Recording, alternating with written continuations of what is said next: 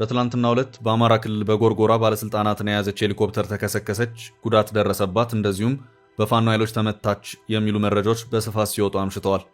ከጎንደር ዩኒቨርሲቲና የሆስፒታሉን 100ኛ ዓመት ክብረ በዓል ጋር በተያያዘም በርካታ የፌዴራል መንግስት ባለስልጣናት ወደ ጎንደር አምርተው ነበር።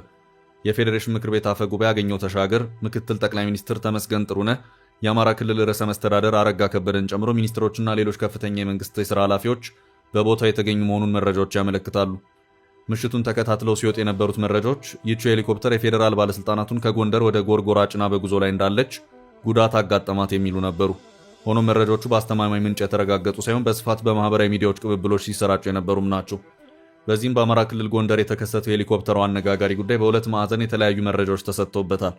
የፋኖ ኃይሎች ሄሊኮፕተሩን ውስጧ ካሉ አመራሮች ጋር መጥተው ጥለዋል እና ሄሊኮፕተሩ መጠነኛ የቴክኒክ እክል ካጋጠመው በኋላ ያለምንም ጉዳት አርፏል የሚሉ መረጃዎች ተጋርተዋል። የአማራ ክልል መንግስት ኮሚኒኬሽን ቢሮ ባወጣው አጭር መግለጫ በትላንትናው ዕለት ሰኔ 8 2017 ዓ.ም በጎርጎራ ሪዞርት በማረፍ ላይ ነበር ሄሊኮፕተር የቴክኒክ ችግር አጋጥሞት ነበር። በችግሩ ምክንያት በሰው ላይ ያጋጠመ አደጋ የለም ሲል አስታውቋል። በሄሊኮፕተሯ ውስጥ እነማን ነበሩ